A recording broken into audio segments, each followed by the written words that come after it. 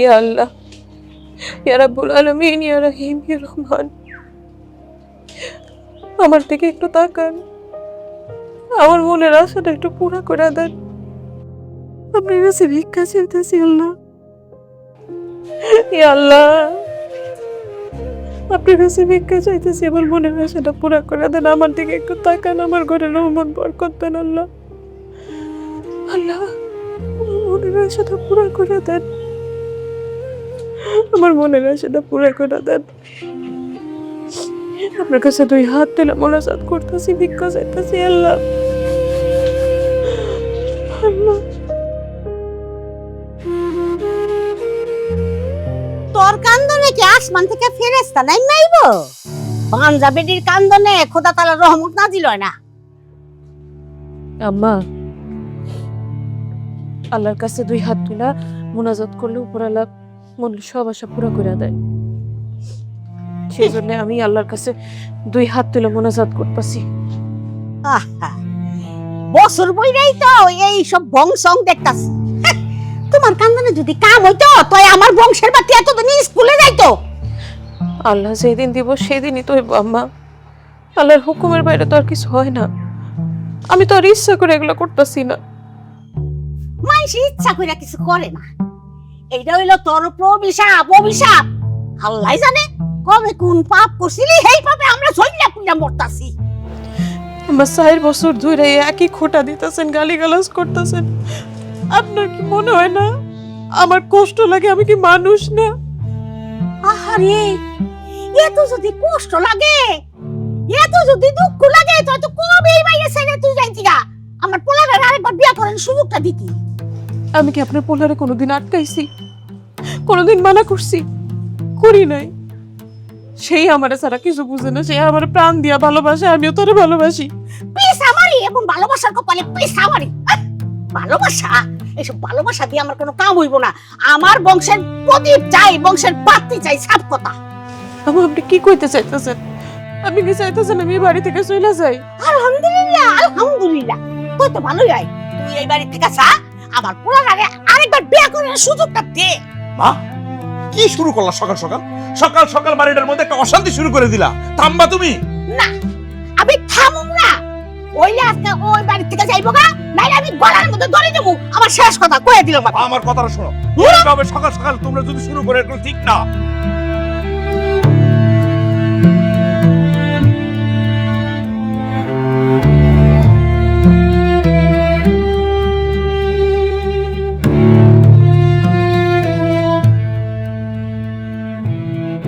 আর কি তোমার খবর টবর কি? জি কাকা, আলহামদুলিল্লাহ ভালো। ও, এদিকে খেয়াল তেল রাখো, বুঝা পারলা? এরা মত এই ভালো কথা শুনলাম তোমার মা নাকি খুব কান্নাকাটি করতেছে। কাকা, মা যে কান্নাকাটি করে এটা তো নতুন না।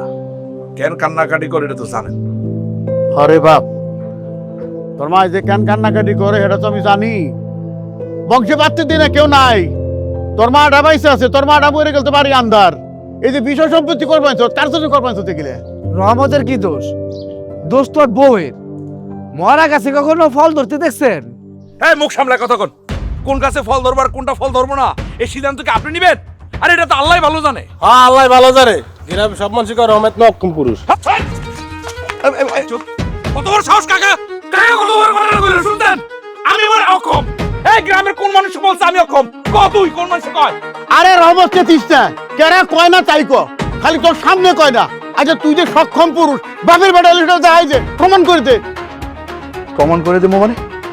কেমনে প্রমাণ করবো? বাবা ওটা কইতে রাখবো, কেমনে প্রমাণ করবি? তুই আরেকটা বিয়া কর, তা নাহলে যে বিষয় সম্পত্তি করছো তুই তো শিয়াল কুত্তাই খাইবো। কোনো মানুষের কপালে তো দুধ পড়া, তোর বংশ তো আন্ধার। শোন, তুই যে রাজি থাকো, আমার ভাই যে নিশিরে তোরা আমি তুলে দিয়ে পারি। সুন্দরী বাপ মা মারা মাইয়া বুঝলি, এতিম। তুই যদি ওর দায়িত্ব নেস, স্বয়ং আল্লাহ তাআলা তোর উপর রহমত নাজিল করবে। কাকা, আমি আমার বউ নিয়া সুখে আছি। ওরে যা যা, কয় জনের মুখ আটকায় রাখবি? এরপরে পথে বেরোলে মুখ জায়গা বেরোল লাগবো। ভালো একটা বুদ্ধি দিয়েছিলাম, আমলে নিলি না। কমুয়ার এই তার কথা কইছ? এই চা কই?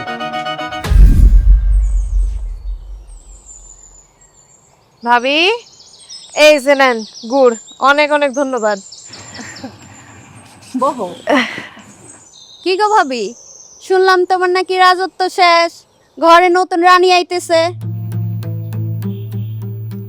কি হলো, কথা কস না কে? বাঞ্জা মহিলা আর মরা গাছ রাখা ঘরের মধ্যে একই কথা, যে কোনো সময় উঠায় ফেলা দেওয়া যায়। আমি বানজা নাকি না এটা একমাত্র আল্লাহ জানে, আপনারা বিচার করার কে? নিজকে সরকার নিজেরা তেল দেন। ওরে বাবা, পোয়াতি হওয়ার মুরদ নাই, মুখে বিষ কত। শুনলাম তোর শাশুড়ি নাকি তোর জামাইয়ের জন্য আরেকটা নতুন বউ খুঁজতেছে। আমার শাশুড়ি কি করতেছে না করতেছে এটা আমার শাশুড়ি ভালো করে জানে, তারে গিয়া জিগায় না, আমারে না। আর তাছাড়া আপনাগো থেকে আমি আমার স্বামীরে নিয়ে শত গুণ সুখে আছি, ভালো আছি। আজাইর আলাপ বাদ দেন। হ, আমরা তো তোর ভালোর জন্যই কই। রহমতের একটু সমস্যা আছে, ওর বাচ্চা হওয়ার ক্ষমতা নাই, এখানে তুই একলা কি করবি? কি কইলেন আপনি? আমার জামাইরে নিয়ে কি কইলেন? বাজারে তো সিসি পড়ে গেছে, সবাই কয় তোমার জামাই পুরুষ না, আমগো মতো মহিলা। খবরদার, আমার জামাইরে নিয়ে আর একটা বাজে কথা কইলে বাইরে দুজনের মাথা ফাটায় দেবো। দেখ দেখ তেজ কত! আরে একবার খালি বিয়াটা হয়ালো, তারপরে দেখবি কত ধানে কত চাই।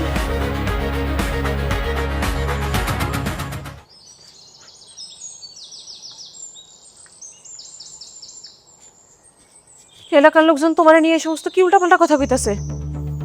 এলাকার লোকজনের তো খাই নিয়ে কোনো কাজ নাই, উল্টাপাল্টা কথা তো কইবই। সবার মুখে তো আর আমি তালা মেরে রাখতে পারবো না। শোনো, এইসব কথা কানে দিও না। কানে দিব না মানে? কি কইতাছে তুমি জানো? কইতাছে তুমি নাকি পুরুষ না, তুমি নাকি অক্ষম।